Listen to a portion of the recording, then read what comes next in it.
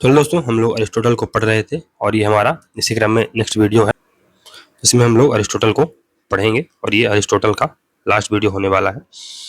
तो अगर आपको पता ना हो दोस्तों तो बता दें कि ये जो क्लासेस हैं यूजीसी नेट दिसंबर 2024 के लिए चलाई जा रही हैं। तो अगर आप इस कोर्स से जुड़ना चाह रहे हैं तो आप मेरे व्हाट्सएप नंबर 8461973948 पर मैसेज करके इस कोर्स के बारे में और ज़्यादा जानकारी ले सकते हैं। साथ ही साथ अगर आप डायरेक्ट जुड़ना चाहते हैं तो फ़ोन पे या गूगल पे करके आप डायरेक्ट इस कोर्स से जुड़ सकते हैं। 499 रुपये इसकी फ़ीस है।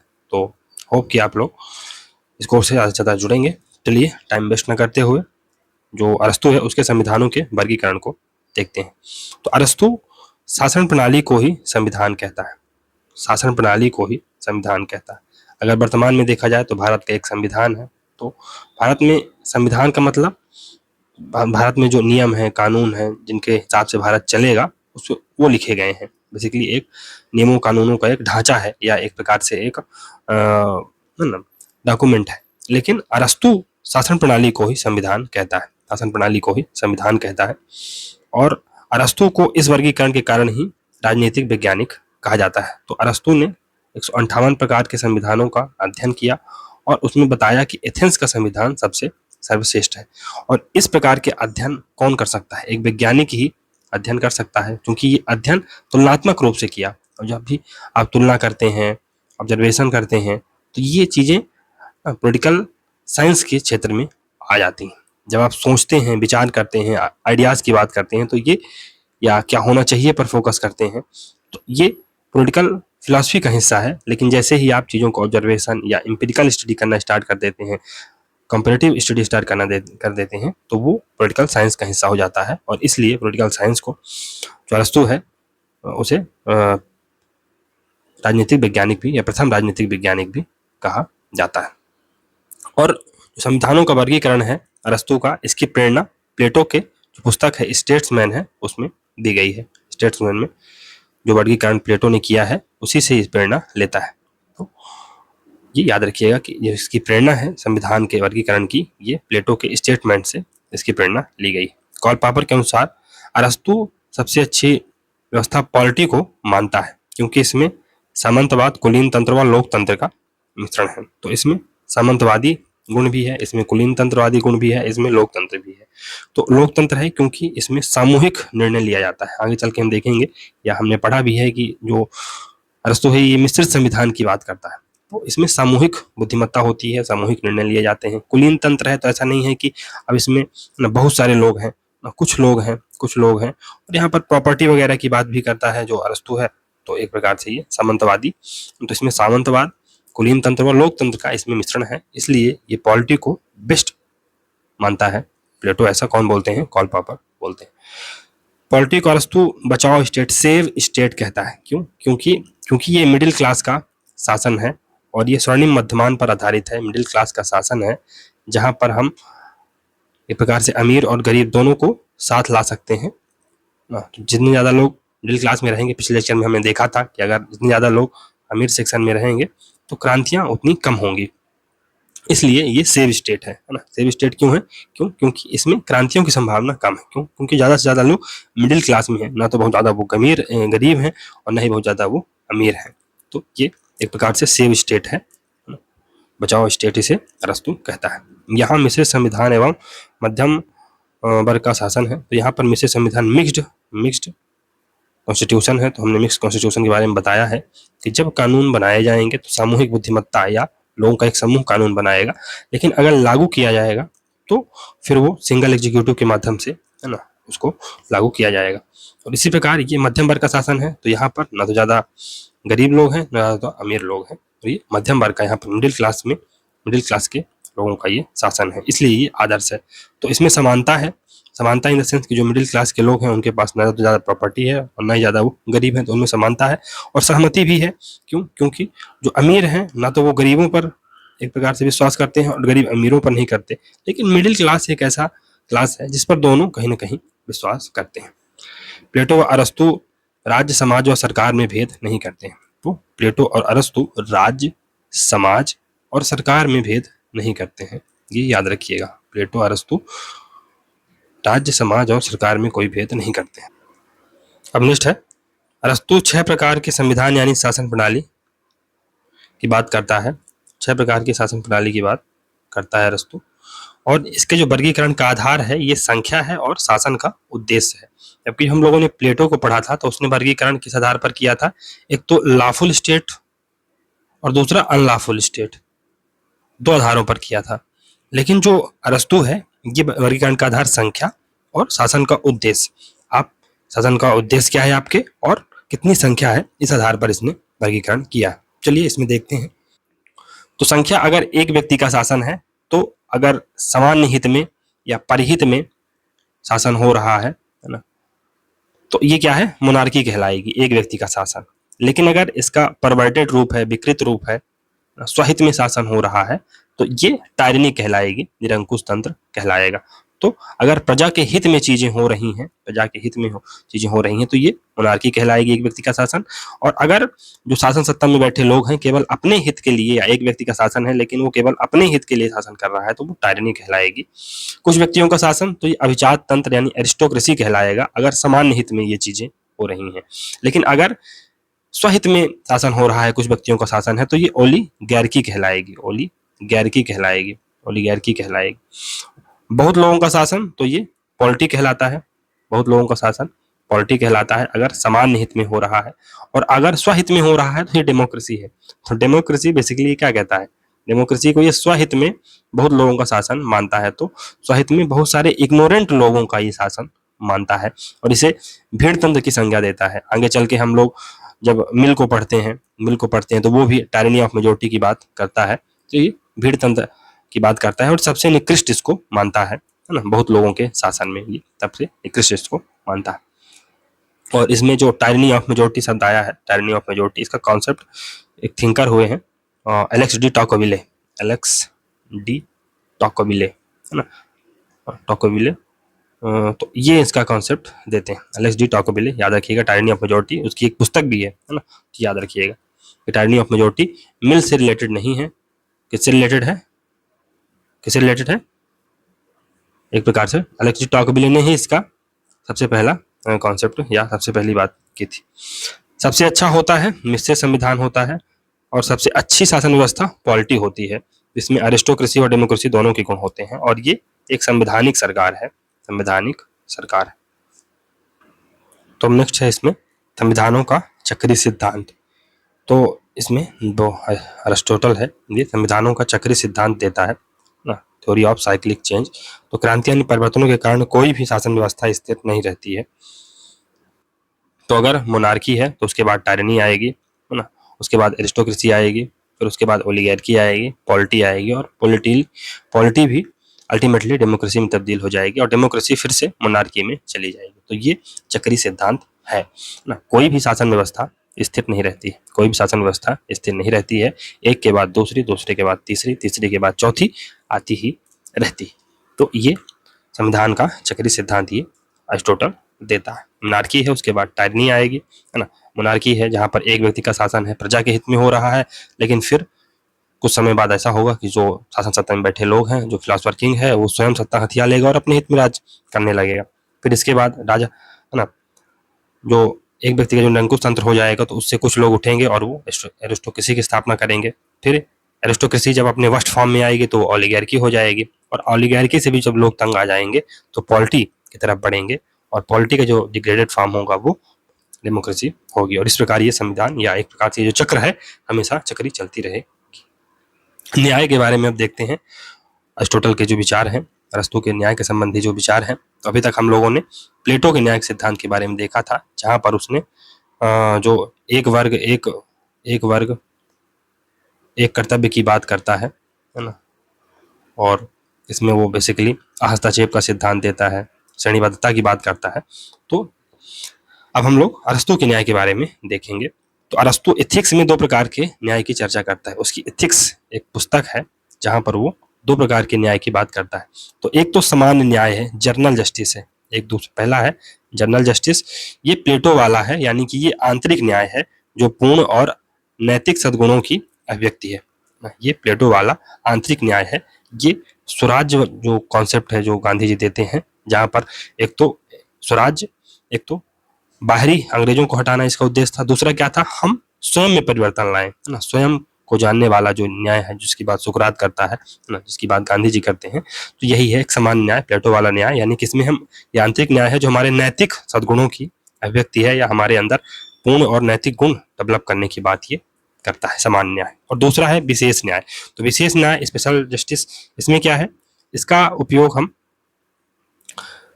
अगर हम न्याय का व्यवहार में उपयोग करने लगे तो क्या है, ये स्पेशल जस्टिस कहलाएगा, यानी बाह्य क्रियाकलापों में इसका उपयोग होता है। तो अगर पद बांटने हैं, सम्मान बांटना है ना, एक प्रकार से संपत्तियों का बंटवारा करना है, तो इसका बंटवारा किस नियम से होगा, कैसे होगा, तो ये स्पेशल जस्टिस के अंदर आ जाएगा। हमारे अंदर या हम अपना कार्य कर रहे हैं, खुद से सद्गुणी बन रहे हैं, ये इंटरनल न्याय हो जाएगा। और न्याय के लिए अरस्तु एक यूनानी शब्द है डिकायोसीन, उसका प्रयोग करता है। न्याय के लिए अरस्तु एक यूनानी शब्द है डिकायोसीन, उसका प्रयोग करता है, डिकायोसीन शब्द का प्रयोग करता है, और ये यूनानी शब्द है, यूनानी शब्द है। विशेष न्याय भी दो प्रकार का हो सकता है, तो जो एक प्रकार से स्पेशल जस्टिस है, विशेष न्याय है, वो भी दो प्रकार का हो सकता है। पहला है वितरणात्मक न्याय, यानी डिस्ट्रीब्यूटिव जस्टिस, डिस्ट्रीब्यूटिव जस्टिस। तो इसमें बेसिकली हम लोग पद, सम्मान और एक प्रकार से जो संपत्ति है उसके बंटवारे की बात करते हैं। ये वितरणात्मक न्याय है, कैसे किन नियमों के, किन सिद्धांतों के आधार पर ये बांटा जाएगा उसकी बात करते हैं। और परिशोधनात्मक न्याय, परिशोधनात्मक न्याय, इसे करेक्टिव जस्टिस कहते हैं ना, इसे क्षतिपूर्ति का सिद्धांत भी कहते हैं। तो इसमें बेसिकली क्या होता है कि अगर आपने किसी की हत्या की है तो आपको भी एक प्रकार से दंड मिलेगा, है ना, वो राज्य की तरफ से आपको दंड मिलेगा। दंड कुछ भी हो सकता है, वर्तमान समय में तो अगर आप हत्या करते हैं तो, अगर जघन्य अपराध करते हैं तो फिर उसके लिए तो फांसी है, लेकिन अगर जघन्य अपराध नहीं है तो उसके लिए कम से कम आजीवन कारावास है। तो वो अलग अलग राज्य में अलग अलग चीजें हो सकती हैं, लेकिन ये परिशोधनात्मक न्याय है जहां पर एक प्रकार से क्षतिपूर्ति, जिसकी क्षतिपूर्ति हुई है अपराध से, उसको एक प्रकार से क्षतिपूर्ति करने का उद्देश्य इसका रहता है। दूसरा है वितरणात्मक न्याय, जहां पर हम लोग पद, सम्मान और संपत्तियों का बंटवारा करते हैं। तो आइए इसको और अच्छे समझते हैं। तो डिस्ट्रीब्यूटिव जस्टिस, इसमें हम लोग पद, सम्मान, धन व संपदा का वितरण करते हैं। किन आधारों पर, कौन से ऐसे नियम होने चाहिए जिनके आधार पर पद, सम्मान, धन और संपदा का वितरण हो, ये डिस्ट्रीब्यूटिव जस्टिस के अंतर्गत आता है। और ये कौन करता है, ये विधायिका द्वारा इसका एक प्रकार से काम होता है। तो विधायिका को इक्लेसिया, ये एक ग्रीक वर्ड है, इक्लेसिया कहा जाता है विधायिका को, और विधायिका द्वारा होता है। तो भारत में जैसे मान लो जो पद बढ़ते हैं, जो सम्मान बढ़ता है, उसका जैसे पद है, जैसे मान लो यूपीएससी में कोई पद है तो उसमें फिर आरक्षण की व्यवस्था होती है, फलाना ढिकाना, तो ये किस आधार पर बटेंगे, ये एक प्रकार से धन संपदा का बंटवारा कैसे होगा, ये कौन करता है, विधायिका एलोकेशन करती है ना, कोल आवंटन वगैरह आपने सुना होगा। तो ये काम कौन करता है, ये काम विधायिका करती है। और ये ज्यामिति या रेखा गणित के आधार पर इसका वितरण होता है, रेखा गणित के आधार पर इसका वितरण होता है। ये आनुपातिक होता है या समानुपातिक न्याय, यानी कि योग्यता के आधार पर वितरण होगा। तो अगर आप यूपीएससी क्वालिफाई करने योग्य हैं तो आपको वो पद दिया जाएगा, आईएएस का पद दिया जाएगा, है ना। अगर आप आईपीएस के लायक हैं तो आप आईपीएस बनाए जाएंगे, या आप वकील बनने लायक हैं तो आप वकील बनाए जाएंगे। तो इसमें योग्यता ज्यादा महत्वपूर्ण होती है, योग्यता, आपके अंदर काबिलियत क्या है उस पर, या ये एक प्रकार से अनुपातिक न्याय है कि आपके पास जितनी ज्यादा योग्यता होगी आपको उस हिसाब से पद, सम्मान, धन संपदा मिलेगी। और ये ज्यामिति या रेखा गणितीय आधार पर इसका वितरण किया जाता है। और योग्यता का आधार क्या होगा, सद्गुण होगा, वही काबिलियत होगी, वर्चूज आपके अंदर कितनी ज्यादा है, ये इसका आधार होगा। फिर दूसरा है परिशोधनात्मक न्याय या प्रतिवर्ती न्याय, इसे हम करेक्टिव जस्टिस कहते हैं, करेक्टिव जस्टिस कहते हैं। तो ये लेन देन का विनिमय व अपराधों के दंड के संदर्भ में इस प्रकार के न्याय का उपयोग किया जाता है। तो इसको कौन देता है, इसका बंटवारा कैसे होता है, तो इसका बंटवारा न्यायपालिका द्वारा होता है। वही बात, अगर आपने अपराध किया तो उसका बंटवारा कौन करेगा, न्यायपालिका ही करेगी, निर्णय करेगी। और ये हेलिया, न्यायपालिका को क्या कहा जाता है, हेलिया कहा जाता है ग्रीक शब्द में, है ना। और ये इसका आधार जो है तो अंकगणित के आधार पर होता है, अंकगणित के आधार पर होता है। और ये पीड़ित पक्ष की क्षतिपूर्ति बिना भेदभाव के सबके समान व्यवहार इसमें किया जाता है। तो जैसे भारत में आर्टिकल 14 है ना, सब, है ना, इसमें राइट टू इक्वलिटी, जहाँ पर राइट टू इक्वल प्रोटेक्शन और इक्वलिटी ऑफ लॉ की बात की जाती है, तो ये इससे संबंधित है। और इसमें क्षतिपूर्ति का सिद्धांत है बेसिकली कि आपके अगर किसी ने एक प्रकार से नुकसान कर दिया है तो उसको भी नुकसान होगा। अगर किसी ने जैसे मान लो हत्या कर दी किसी की, तो कम से कम उसको ना वो समाज में आवारा न घूमे उसको जेल में भेज दिया जाएगा। ये है एक प्रकार से परिशोधनात्मक न्याय। इसमें क्षतिपूर्ति का ही सिद्धांत प्रतिवर्ती न्याय है कि जितना आपने, जैसे पहले के जमाने में क्या होता था, जैसे मान ले आपने किसी का हाथ काट दिया, तो जो राजा होता था, जो न्यायाधीश होता था, वो आपके एक हाथ काटने का आदेश दे देता था। यही है करेक्ट, जो आपने गलत किया है उसको आपके साथ उतना करके उसको करेक्ट किया जाता है ना, परिशोधनात्मक न्याय। अरस्तु न्याय में अधिकारों पर बल देता है, न्याय में अधिकारों पर बल देता है, राइट्स पर ये बल देता है। दोनों ही न्याय में अरस्तु यथास्थितिवादी है, रूढ़िवादी है। दोनों ही न्यायों में, दोनों ही प्रकार के न्याय, चाहे वो डिस्ट्रीब्यूटिव जस्टिस हो, चाहे वो डिस्ट्रीब्यूटिव जस्टिस हो, चाहे वो करेक्टिव जस्टिस हो, दोनों में ये यथास्थितिवादी है, रूढ़िवादी है। और इसका उद्देश्य क्या है? क्रांति ना होने पाए, तो पद, सम्मान और संपत्ति का बंटवारा इस प्रकार से हो कि जो डिजर्विंग कैंडिडेट हैं उन्हें ज़्यादा मिले और जो अनडिजर्विंग है उन्हें उस अनुपात में मिले। यही है समानुपात का सिद्धांत की अनुपात के हिसाब से अगर होगा, अगर जो डिजर्विंग है उसे उसका पद मिल जाएगा, है ना, और जो डिजर्विंग नहीं है उसे उसका पद नहीं मिलेगा, तो क्रांतियाँ नहीं होंगी, लोग सड़कों पर नहीं उतरेंगे। तो आज क्या होता है? भ्रष्टाचार है। भ्रष्टाचार से क्या है कि एसआई की सीट भर दी गई, है ना, पैसा लेके, और जो डिजर्विंग है वो बेचारे रह गए, तो फिर वो क्रांति करेंगे, उनके पास तो और कोई रास्ता नहीं रह जाता है। तो ये बात है। फिर है बारकर। तो बारकर ने क्या कहा है कि अरस्तु ने न्याय शब्द का प्रयोग साधुता के अर्थ में किया है, एक प्रकार से साधुता के अर्थ में इसका प्रयोग किया है, मोरालिटी या वर्चूज के हिसाब से इसका प्रयोग किया है, बारकर ऐसा बोलता है। चलिए और इसमें देखते हैं, अब चलते चलते कुछ महत्वपूर्ण कथन देख लेते हैं। तो अरस्तु को अकादमी का मस्तिष्क कहा जाता है। एकेडमी को किसने खोला था? प्लेटो ने खोला था। तो अरस्तु को बेसिकली क्या कहा जाता है? एकेडमी का मस्तिष्क कहा जाता है, ये याद रखिएगा। फिर ऐसा कौन बोलता है? प्लेटो बोलता है एकेडमी का मस्तिष्क। फिर इजाया बर्लिन एक थिंकर है, ये बेसिकली प्लूरलिस्ट थिंकर है ना, लिबरल, है ना, और उसमें भी प्लूरलिस्ट है ये।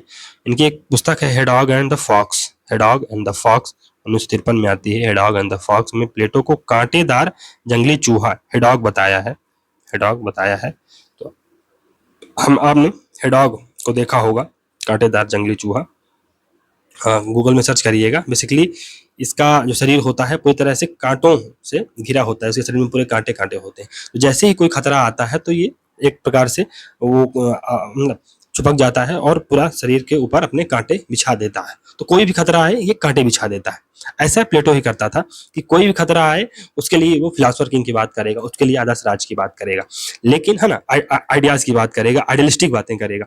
लेकिन जो आगे चल के ये क्या कहता है, जो केवल एक बड़ी चीज जानता है कि हमके फिलासफर किंग आदर्श राज की बात करनी है। जबकि जो अरस्तु है ये लोमड़ी की भांति है, जो बहुत कुछ जानता है, उसके पास बहुत सारा ज्ञान है, वो फॉक्स की तरह है, तो वो पॉलिटी की बात करेगा, है ना। बेसिकली प्रैक्टिकल थिंकर है, वो क्या होना चाहिए पर नहीं क्या है पर फोकस करता है, प्रैग्मेटिक थिंकर है। कुल मिला के बात ये की जा रही है। तो उसके लिए अलग अलग शस्त्रों के लिए अलग अलग उसके पास, है ना, अलग अलग प्रश्नों के लिए अलग अलग जवाब है, एक ही जवाब हर उत्तर के लिए नहीं है अरस्तु के पास।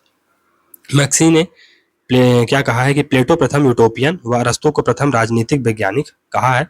जो मैकियावेली है, मैकियावेली ने मिश्रित संविधानों संबंधी विचार अरस्तु से ही लिया है। तो मैकियावेली का आगे चल के हम लोग पढ़ेंगे, मैकियावेली को थिंकर, इसका जो मिश्रित संविधान संबंधी जो विचार है ये अरस्तु से ही लिया गया है। मॉन्टेस्क्यू तो अरस्तु के समाजशास्त्री पहलुओं और शक्ति पृथक्करण को स्वीकार करता है। मॉन्टेस्क्यू आगे चल के ना सेपरेशन ऑफ पावर का कॉन्सेप्ट देता है, शक्ति पृथक्करण का। तो ये कहीं ना कहीं अरस्तु के जो समाजशास्त्री पहलू हैं और शक्ति पृथक्करण का जो सिद्धांत है ना, इसमें 3 भागों में ये बांटने की बात करता है जो संविधानों को, वो एक प्रकार से इसको यहाँ पर ये स्वीकार करता है।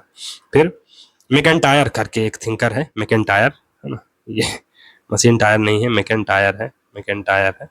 ये एक प्रकार से कम्युनिटेरियन थिंकर है जो कि समुदायवादी है। ये अरस्तु से प्रभावित है, क्योंकि हमने देखा है कि ये पहला समुदायवादी भी है।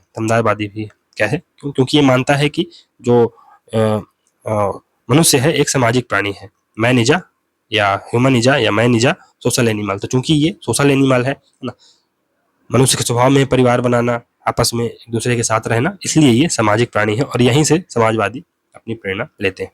आधुनिक विचारकों में हॉब्स अरस्तु की राजनीतिक वैज्ञानिकता का सबसे बड़ा आलोचक है। आगे हम चल के देखेंगे कि जो ये राजनीतिक वैज्ञानिकता की बात करता है, पोलिटिकल साइंटिस्ट बनने का दावा करता है, उसकी अरस्तु या हॉब्स ने एक प्रकार से भर्त्सना की है, उसका आलोचना की है। मैक्सी या तो कोई राजनीतिक वैज्ञानिक प्लेटोवादी होगा या अरस्तुवादी होगा, है ना, अन्य कोई विकल्प ही नहीं है। तो entire western political thought is either platonic और अरिस्टोटेलियन। मतलब ऐसा है कि जो वेस्टर्न पॉलिटिकल थॉट्स है वो केवल फुट नोट्स है जो प्लेटो और अरस्तु के विचार हैं उनके। और फुट नोट्स आपको पता होगा, जैसे मान लो ये कोई बात है, यहाँ पर हमने एक नंबर ऐसे डाल दिया, उसको एक्सप्लेन करने के लिए हमने कोई चीज यहाँ पर लिख दी। तो जो इंटायर वेस्टर्न पॉलिटिकल थॉट्स है वो केवल फुट नोट्स है जो अरस्तु और प्लेटो लिख के चले गए। तो यहाँ से दोस्तों हमारा ये अरिस्टोटल का समाप्त होता है। तो जल्दी जल्दी आपको बता दूं दोस्तों कि ये जो क्लासेस हैं यूजीसी नेट दिसंबर के लिए चलाई जा रही हैं, जिससे आप लोग एचपीएससी और आरपीएससी का जो व्याख्याता का पेपर है, एचपीएससी का असिस्टेंट प्रोफेसर का जो पेपर है, उसको भी कवर कर सकते हैं। तो बहुत ही महत्वपूर्ण कोर्स है। अगर आप इस कोर्स से जुड़ना चाह रहे हैं तो मेरे व्हाट्सअप नंबर 8461973948 पर मैसेज करके या इस पर डायरेक्ट जुड़ना चाहते हैं तो फ़ोन पे या गूगल पे करके आप एक प्रकार से इस कोर्स से जुड़ सकते हैं। 499 रुपये इसकी फ़ीस है। और आज से दोस्तों ये प्लेटो और अरिस्टोटल खत्म हो चुके हैं, प्लेटो और अरिस्टोटल खत्म हो चुके हैं। और आने वाले है ना 1-2 दिन में इसके लिए एक डाउट सेशन होगा और केवल उन्हीं को उपलब्ध होगा जो इस कोर्स से जुड़े हुए हैं, है ना। हालांकि उसका वीडियो यूट्यूब पर मैं डालूंगा और आप लोग देखेंगे किस प्रकार से डाउट सेशन में आपको डाउट एक प्रकार से डाउट का रेजोल्यूशन होता है। लेकिन ठीक है, आज ये लास्ट लेक्चर था जो कि यूट्यूब पर आया है। अब इसके बाद सेपरेट लिंक के द्वारा जो इस कोर्स से जुड़े हुए हैं केवल वही इस वीडियो को जो देख पाएंगे। तो ठीक है, अगर आप लोग इस कोर्स से जुड़ना चाह रहे हैं, पसंद है आप लोगों को चीज़ें, अच्छे से पढ़ना चाह रहे हैं, तो आप इस कोर्स से जुड़ सकते हैं, है ना। बहुत सारे लोग 5-5 हज़ार रुपये इसकी लेते हैं, लेकिन मैंने छोटा सा प्रयास किया है 499 रुपये में, है ना। बहुत ज़्यादा फीस नहीं है इसमें। आप एक ऑथेंटिक बुक भी नहीं ले पाएंगे, है ना, पूरे पॉलिटिकल साइंस की। तो आपको मैं पूरा कोर्स और नोट्स देने का प्रयास है इसमें, और साथ ही साथ PYQs और MCQs भी कराएंगे लास्ट में। तो ये पूरा कार्यक्रम रहेगा। और है ना सेक्शन वाइज भी आपको MCQs मिलते रहेंगे सेपरेट टेलीग्राम चैनल पर। तो आप इस कोर्स से जुड़ सकते हैं। ठीक है दोस्तों, तो मिलते हैं अगले वीडियो में। तब तक के लिए goodbye, thank you very much for discussing.